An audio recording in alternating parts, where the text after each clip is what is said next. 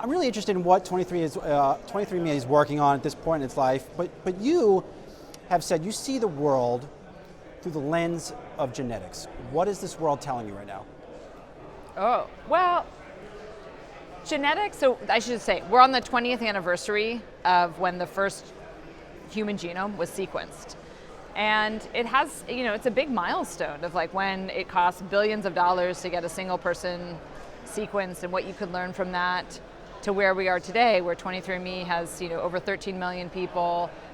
You can learn a tremendous amount from your genome, and you can start to account for like all of this incredible diversity we see in life and all of the variation we have in our health, and like why some people do so well on a treatment, why some people don't, why some people get a disease, why some people don't. So I'm excited about the 20th anniversary and like where it can go from here. But I do look at everything with that perspective of genetics, because it's almost like a digital code way of looking at all of the diversity that we see in life. And I look around a room and I do think about, like I look at your eyes right now and I'm like, I know he's an AG. What's AG?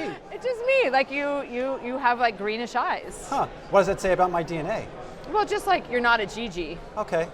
Is one better than another? No, that's the thing about diversity. Like it's not, the diversity that we have of humans is about our story of survival, which is like a really beautiful story of like how we as like humans are made to keep living on this planet. Like some people are made for cold, some people are made for hot, some people have darker skin and that protects them from sun. Some people are fairer skin and they can absorb more sun. Like it's just like diversity is amazing. I wasn't going to go here, but when you go into a room, are you assessing people like this? I didn't even realize anything you just told me. We're not live.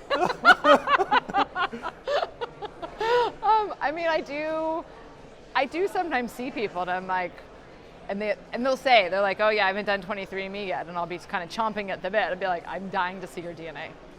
Wow. Okay, let me get back on topic here. We're at the Milken Conference, and there's so much focus on healthcare because of the efforts by Michael Milken. I went to the doctor recently, just a checkup. Didn't tell me anything about my genetics. Didn't even tell me where I can go, what I can do, what I may not do. Is it interwoven in healthcare right now, or is there something missing here? No, I mean, again, I'd say that's the disappointment I have of the 20 years having been around when they first sequenced the human genome, that it's not broadly adopted. And I think part of that reason is that genetics tells you a lot about what you're at risk for, and it doesn't necessarily financially pay to get you that preventative information and to intervene in that way versus just treating people once they have a disease. And so that's frankly, it's my disappointment here, is that we don't look at genetics, for instance, when you're getting a prescription and say like, are you likely to respond? Should you have a different dose? You look at the epidemic of depression. There's all kinds of, you can look at your genetics, look at a number of the drug, interaction genes and see what medication you're likely to most respond to. It's a tragedy to me that people are not first tested before they are prescribed something. I think also there's all kinds of other conditions like hereditary, colon cancer.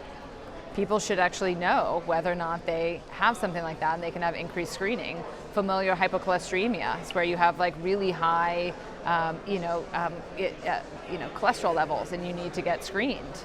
So things like that, you could actually really start to, all screen of that yourself. Makes a lot of sense to me. Yeah. What's the biggest roadblock preventing healthcare from adopting these things? It's a good question. I'd say there's two things. Like one is it's not in the workflow. So meaning like when you go to your doctor, it's not necessarily part of the workflow, the processes. Like if you said you're interested in having children, is it necessarily part of that workflow for actually how your doctor would follow up, how insurance would be paid? Is the doctor educated about genetics and what, why they should do it, what you're potentially going to learn, how to potentially deal with the results if they get them? I think for a long time we were really just used to genetic counselors and saying like, hey, it's going to be put on a genetic counselor if you have this particular issue. And more it's going into the mainstream. It should be your primary care physician, really integrating in with primary care. So I think that insurance and payment is a big obstacle, and I would say that physician education is a significant obstacle, as well as like being part of the workflow.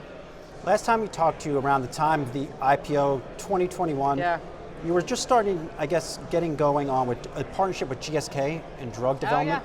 Where is that now, and when is that first drug from this deal coming to market? Well, that is thriving. GSK, I'd say, is actually, it's done extraordinarily well. We have over 50 programs underway with GSK. We do have one that is in a phase 1 study that GSK now controls. It's co-developed, but they're taking lead now. And there's a huge number of programs behind it. 23andMe also has our own wholly owned program. It's an immunotherapy program. So super excited about it. It is definitely exciting to see that you can go from understanding the genetic variation that makes me so excited to saying, wow, some people are, genetically not likely to develop, a certain kind of condition. And then can I understand that and turn that actually into a drug to help either treat people who have that condition? Is that the holy grail in healthcare? Looking out over the next decade, the ability to match up your genetics with figuring out the cure for cancer or some other disease? I look at all the explosion of all these new technologies with gene therapy, with CRISPR, with RNA technologies, and understanding the human genome. And I think what 23andMe can really bring to the table here is the understanding of the human genome. So for instance, one thing that we can do really well is we study healthy people, meaning that you might have a particularly interesting mutation that the scientific world thinks, like they don't know, maybe it's potentially disease causing. But because I can study you and I can say, okay, you have potentially a knockout mutation, you're doing really well, you have no other health issues, we potentially know that like changing that or modifying that gene is not going to create any other kinds of issues. So it's a way to help the pharmaceutical industry study essentially what's naturally going on in humans. So we find like studying huge populations in huge numbers helps us just understand that natural variability in people. How do you go about championing this in the educational system? Do you see the things you're talking about today being embedded in our education system? I think that, genetics, to be really successful, I think it needs to be part of medical school training, and it needs to be integrated not as a single subject, but throughout all aspects of the curriculum. So when you're doing, cardiovascular health, that it's part of that. When you're doing renal health, it's part of that. That every aspect of healthcare has a genetic component, and helping realize, the personalization that comes with it. Like every patient that is coming also is unique and different.